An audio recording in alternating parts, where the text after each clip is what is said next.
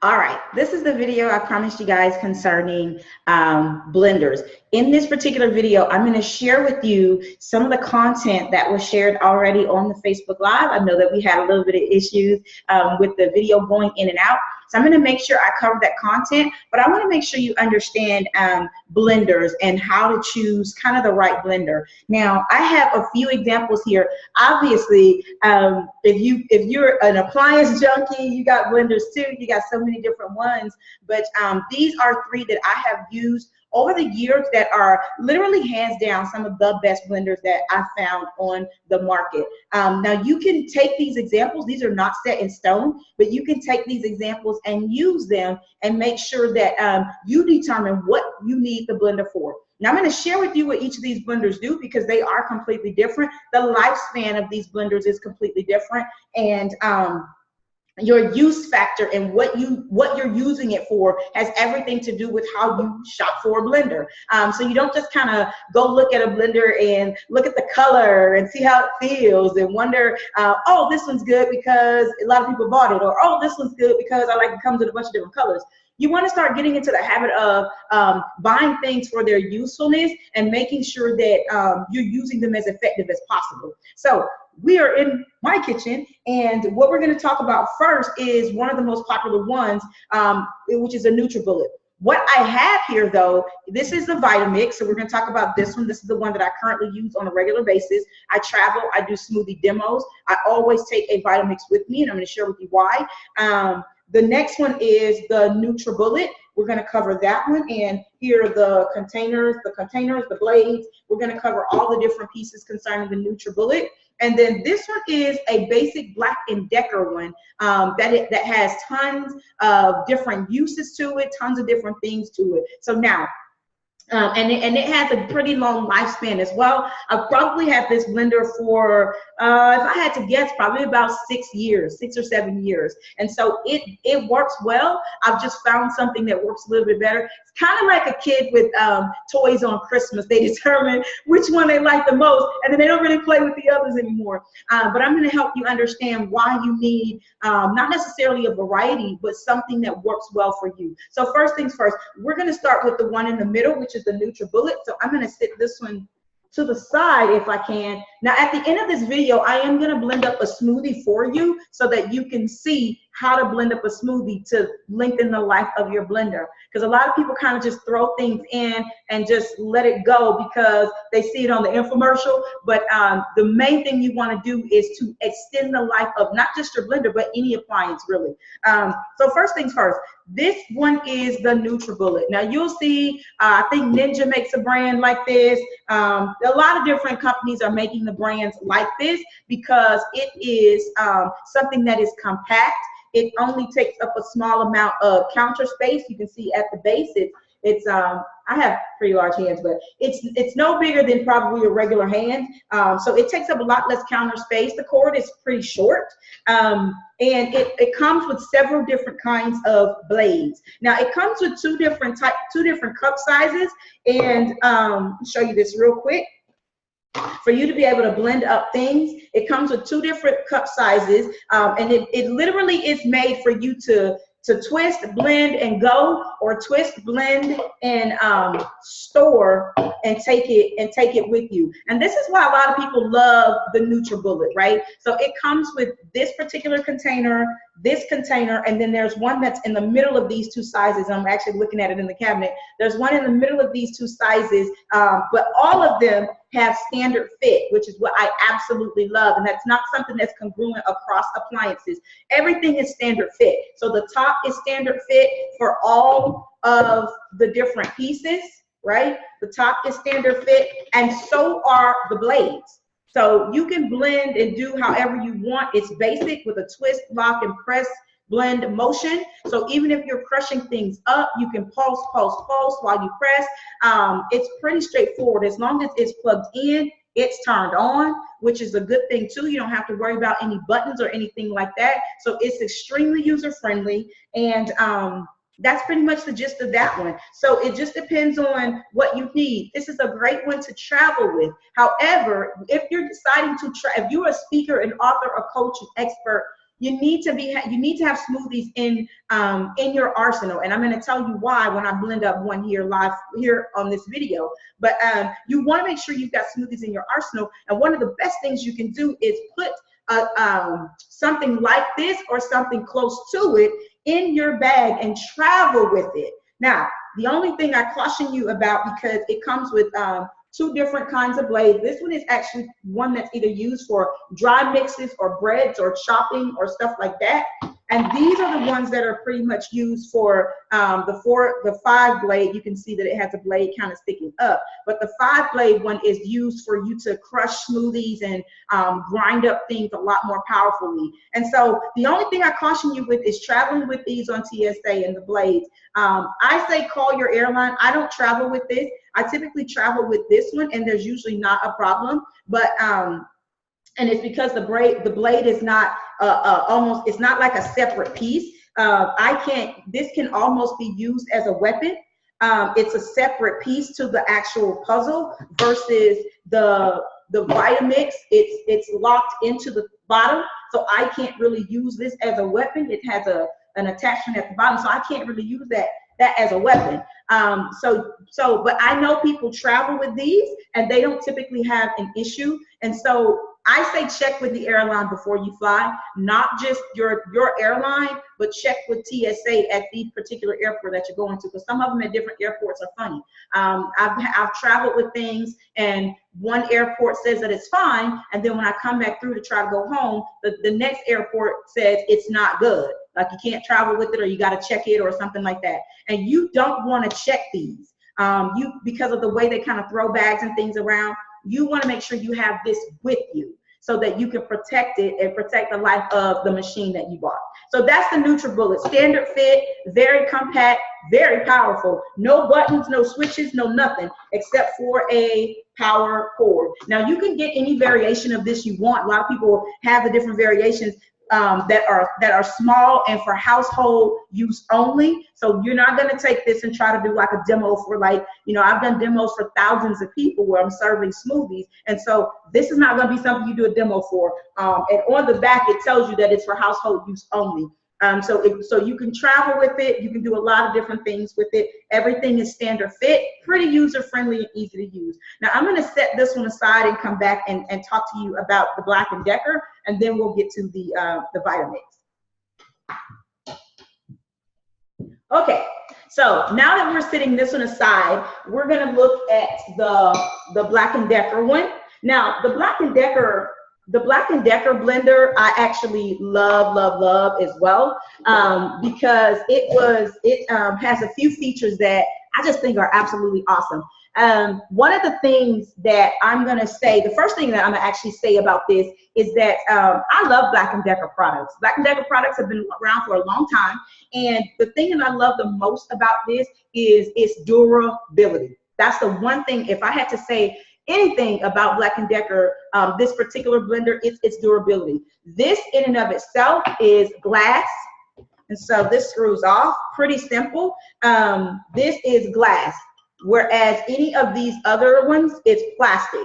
And the reason that's so important is because when you're talking about using plastic and things, this works well, don't get me wrong. These are very durable plastic, but over time they get cloudy. And there's ways that you can clean them with special formulas and different things that people put online. So there's ways for you to clean them and make sure that they stay, not cloudy, but clean and all that kind of stuff like that. But the glass, you can always get this completely clean and shiny. It's just safer when you're talking about using glass in a glass blender. However, glass is heavy and it's not as easy to travel with. And it's not as versatile, I think, as some of the others that you can kind of just throw somewhere and it's just plastic. And so I usually carry this like in a picnic bag, and I'll share that with you guys in a minute. Now the top though is plastic, and this piece here has an open thing in the top. So when you're doing smoothies or anything like that, you can see the consistency. You can actually see, I'm going to share this with you because unlike this one, it has a max fill mark. I don't know if you can see that, but this one actually has how many cups and everything. It has kind of like almost like a Pyrex dish. It has everything kind of laid out here for you to be able to see. And so that to me makes this an awesome blender. It has several different controls, whether you want to blend high, low, different things like that. And it also has, like I said, this open top. This little thing that covers the top doubles also as a measuring cup. So it also has little divots on it for you to measure things out. So it's pretty amazing in terms of that. Is dishwasher safe? All that good stuff. And so the only other things that I would say about this is it has several buttons, so it gives you a lot to choose from. And sometimes you can get overwhelmed as opposed to the NutriBullet. You're just kind of plugging in and you're going, right? You plug in, you press, you pulse, it's blended, you're good. You got to open it up and take everything off to put extra stuff in, versus this one, you just kind of drop things into the roof, right? And kind of see as it blends in, you can see it. And it has a no splash, so food's not going to be splashing out of here, which is pivotal. You want to make sure that blade blends things down and it's not actually splashing things out. And this is one of those blenders that does that. The glass is very, very heavy. It doesn't take up a lot of counter space. You measure my hand, probably, if I had to say, probably 1.5 to twice as much as the NutriBullet did, but it still is a very good blender. I cannot remember how much I paid for this, but I typically don't pay more than a couple $100 for a blender, believe it or not. And so that's what this one is for. So this one is for if you can make soups, breads, pretty much anything, and it's going to give you that durability for the long haul. And that's why I purchased it, and that's why I keep it around. So love, love, love Black & Decker. Definitely one to look at. And it is the Black & Decker Cyclone. I don't know if you can see that or not, but it's the Black & Decker Cyclone, and it works phenomenally. So I'm going to actually move some more stuff out of the way and get this one kind of over here as well, because I want to share with you the Vitamix, the one that I use for pretty much everything. So Vitamix, Vitamix, Vitamix. We all hear about Vitamix and how amazing the Vitamix is.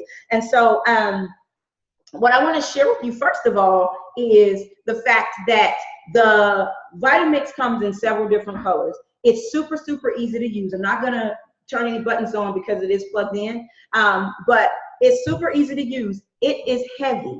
That's the first thing you notice about it. It's a very heavy machine. It is made for industrial locations and home use. So this is something where you can constantly put a lot of stuff in here and blend it all down. So when I'm making smoothies for the entire family, I can fill this up. It doesn't like overflow or splash out or anything like that. I mean, if you go too full, then it's too much.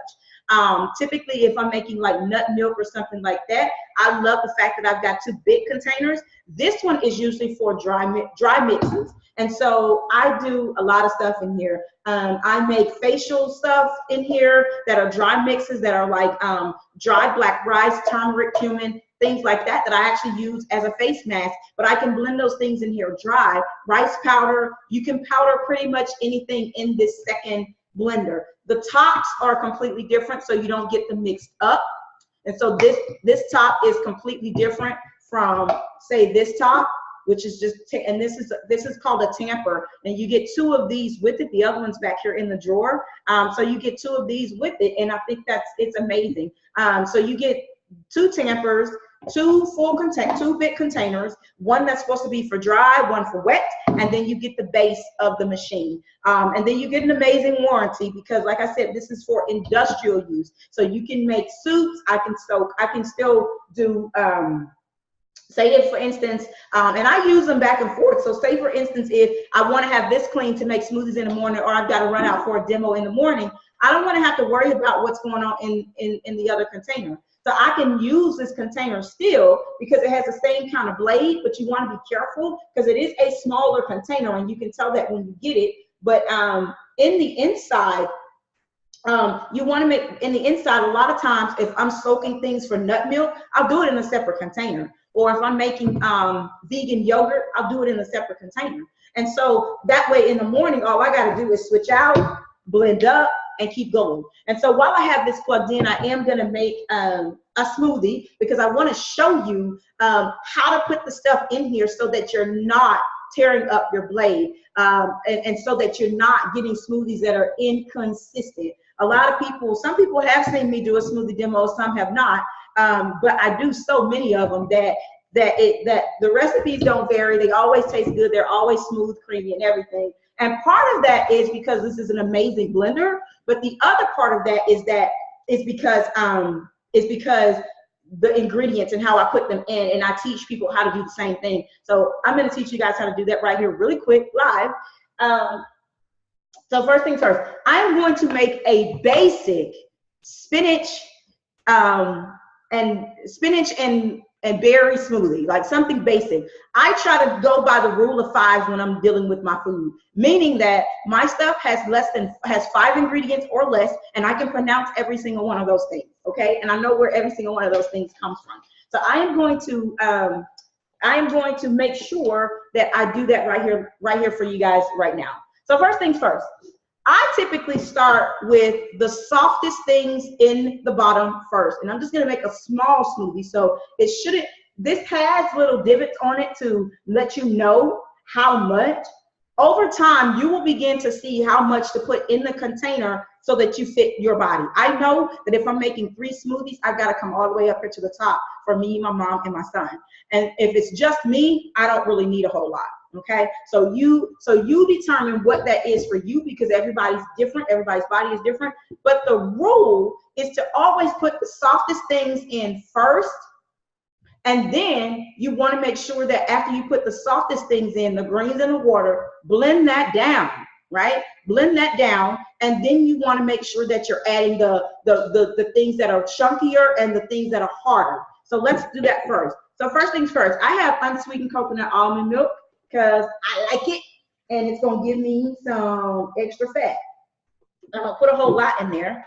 That's actually almost done. Get some more. So that's that. And then I'm going to just put in some fruit. Sorry about that. That was my NutriBullet cut. So I'm gonna put in just some fresh spinach, y'all. Okay. And this is organic. I got this from Kroger, but it's organic basic spinach. And I'm going to put a little bit of it in here. Now, you determine what your measurements are going to be. Usually, a couple handfuls is all I need. So, one handful, another handful. Pretty simple, right? And then I'm going to turn this around to me because I need to see it. So, soft things, greens and liquid only first. I'm going to turn it to me because it's already plugged in. Before I do that, though, I want you to see that there's only 2 buttons, right? There's only 2 buttons and then a button in the middle to determine how high, how far, how fast you want this thing to go. It goes from 1 to 10. Now, you get books with this as well to show you what the different levels are. For smoothies, I always turn it on 10 and I start low first because it's greens and water and you don't want it flying, right? It's like putting a mixer into something, it just kind of flies everywhere. You don't want it flying, so you just want to basically turn it on and let it blend down and then add your other stuff. All right, so, and then you want to make sure that this thing fits on here properly. It has these locking things on the side, right? You can see that it has these locking pieces on the side. And so you want to make sure that that fits down on there pretty well. And then aside from that,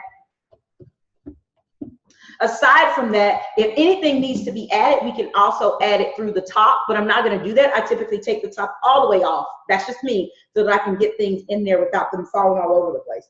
All right, so let's blend this up. And so I'll turn the greens on, and this is probably at about a 6, and you can still see how chewy the greens will be. You want this to be completely smooth before you add fruit or anything else to it. So I'm just gonna turn it up.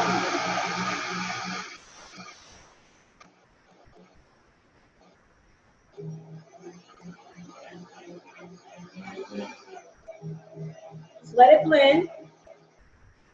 Not super high, but you want it to be smooth.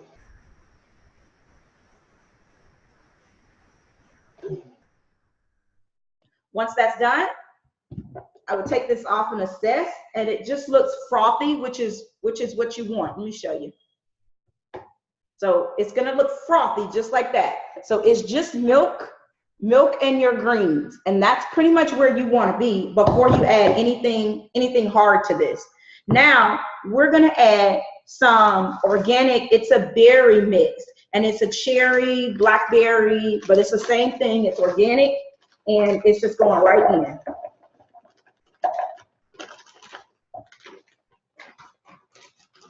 So it's like a cherry, blueberry, raspberry, that kind of thing.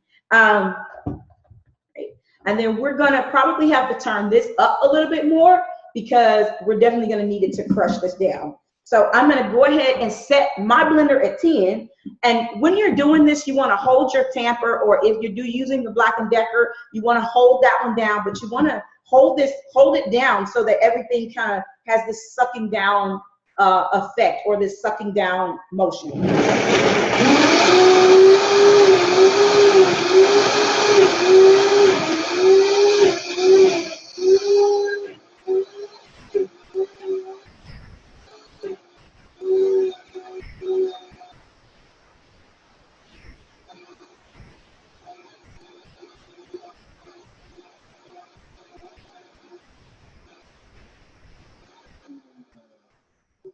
I swirl to keep things from getting trapped in the blade and for things to get mixed up quicker.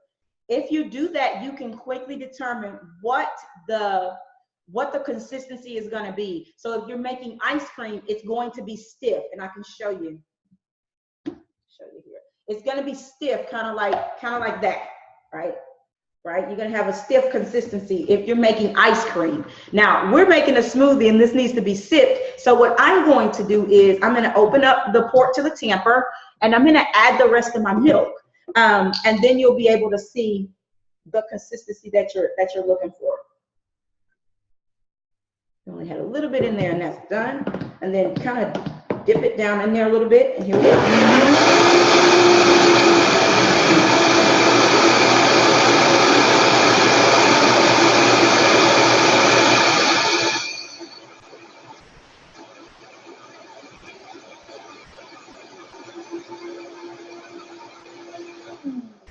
At this point, I just let it blend. The longer you let it blend, you're going to find that it will find its own consistency. And the longer you let it blend, the more watery it's going to become, because the ice is going to start to melt. Now, if you've got fruit that's halfway thawed or anything like that, you can always add ice to this recipe. But usually if you're using frozen fruit, you really don't need any ice, or you don't need anything else. At this point, when the smoothie's nice and smooth, now you can add other things to this, like your flaxseed oil, like flax seeds, chia seeds, different things like that. If you were going to add a banana to this, which I want you to try to keep down if you're cleansing, but if you were going to add a banana to this, you would have added it before you added the frozen fruit. So you would have blended the greens and the liquid down, and then you would have added the banana in and the frozen fruit. And those can go in at the same time, or you can stop and put one, blend it, stop, and then put the fruit in and blend it all the way down.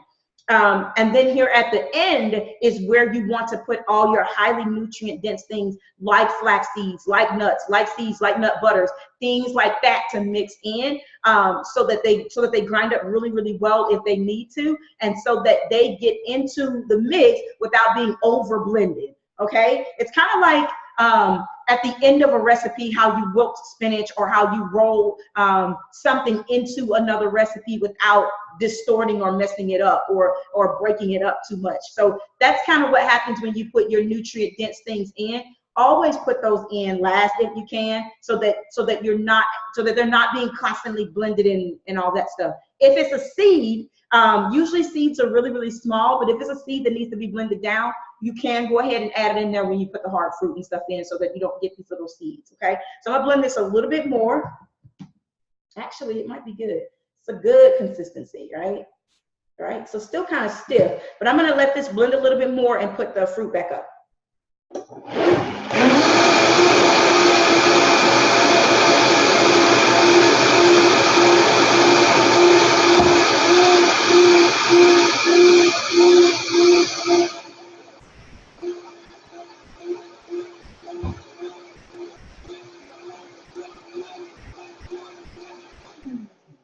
All right, that's good enough. We're gonna get a cup so that we can see the consistency.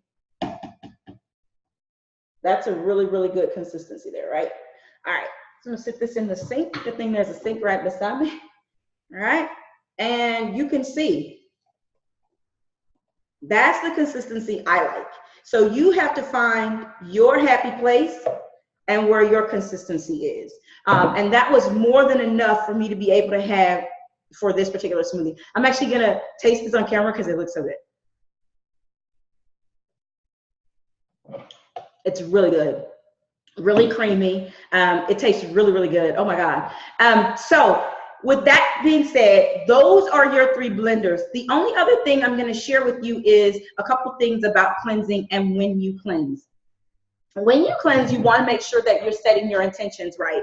And you want to make sure that you've got an overarching goal when you cleanse. Now, this is the information that was missed from the video that was a little bit distorted. But you want to make sure you've got this overarching goal of what you're supposed to be doing and why you're cleansing. Meaning, is it for weight loss? Is it for mental clarity? Is it for you to not have foggy thinking? What is the cleanse for? And then beyond that, you want to make sure that you set the intention to hit that goal. Even when you're setting the intention to hit that goal, one of the things you want to be aware of is what you require to be successful at that. Give me just a moment. I'm going to sit this aside. So you want to be aware of what it is you require to hit that goal every single time, okay? So it's more than just saying, I want to lose a little bit of weight. When it comes to weight loss and cleanses, your body doesn't eat into fat stores until you're about 7 days or more into a cleanse. That's why it's pivotal for people who are starting this cleanse over again and you're going through another 7 days. It's so critical for you to be able to understand that on that 7-day mark and beyond is when your body starts to say, we've done this reset. Now it's time for us to kind of dig into the fat stores. And now you should be able to see your belly start to shrink. You should be able to see some different parts of you, like the backs of your legs and different things. As you drink your water and you cleanse, you should actually start to see these areas kind of flush out and look a little bit differently. Some people, believe it or not, may not understand that the flushing out of the cells and the washing of the cells with water actually allows you to eliminate cellulite. So a lot of people don't understand that, and it doesn't matter how much excess weight you actually have on you, you can still flatten your cellulite areas without going out and having to get different things done. So that's the first thing. Set the intention, understand what your overarching goal is, and then understand what it is you personally require for your mind, your body, and your soul to be able to move and be successful with this overarching goal. The next thing you want to do is you want to eat organic. Everything you've seen here that I use is organic or non-GMO or non-GMO verified. You'll be able to see that on your stuff. Now, you don't have to break the bank and go and try to get organic every single thing. You don't. In this Facebook group, this is designed to be an ecosystem for women to come and learn how to be well and stay that way. And so in this group, under the file section, there is actually a download for you to make your own organic wash. The key to it is to make sure that you break the chemicals on the top layer of the fruit. There's also, or the vegetable, there's also a download of the Dirty Dozen, Clean 15, things you absolutely need to buy organic and things that you can almost get away with. A rule of thumb with that is if it has a peel or if it has something that you're just going to peel off and discard, you're not going to use it for an infused oil, you're not going to use it for any purpose, then you can definitely take it and discard it. Those things can be bought non-organic. Or you can buy them non-organic and put them in an organic wash. That's the whole key to it. Things like tomatoes, things like cucumbers, things like plums, apples, different things like that, that you're not going to peel, grapes, things that you're not going to take the peel off and throw away, absolutely need to be bought organic, or you need to have a powerful organic wash. Now, the download shows you how to change the concentration of the wash so that you get your fruits and your vegetables nice and clean. So make sure you're getting them organic. And this, even if you haven't bought organic before, it's important now because on a cleanse, you're eating and ingesting a large amount of fruits and vegetables that are constantly exposed to genetically modified things. They are constantly exposed to pesticides and different things like that. So you want to make sure that as you move through this cleanse, anytime you're getting quite a bit of things in your body at one time in a short period of time, you want to make sure that those things are key to your wellness, because you don't want to look back and you're getting a large amount of GMOs in at one time, or you're getting a large amount of things that are non-organic or full of pesticides. That is not what you want to be doing. You want to make sure that you eat organic to stay healthy and you stay in the game. The last thing you want to do is hydrate well. Hydrate well. And no, the milk or the water in your smoothies does not count, queen. Hydrating well has everything to do with the ability to wash the inside, wash the cells, flush out all of the fatty areas, and flush out the different spaces that tend to hold weight. You want to make sure that you're flushing these areas out so that you can slim out, stay lean, and stay that way long term. So in hydration too, hydration helps to wake your brain up, helps to get your mind clear so that you can stay on track, so that you can start positive and stay positive. That is what this cleanse is all about. So I hope that you have gotten quite a bit out of this video, and I do hope that you go out and be more engaged. Remember, there is going to be another winner at the end of this cleanse. And so the first winner from day 1 through 7, because we're going into day 8 to 14, day 1 through 7, you want to make sure that you understand who the winner was. The winner is Tyree Williams, and I'm going to drop a screenshot in this group so that you can see her progress, and so that you can see how many times she posted and how engaged she was, in addition to some of the other queens that were right on her heels. But congratulations, Tyree Williams, and thanks for supporting other queens in this group as well. I will send you a personal message to get your contact information and get your prize in the mail to you. So I hope you've enjoyed this video. Have an amazing day.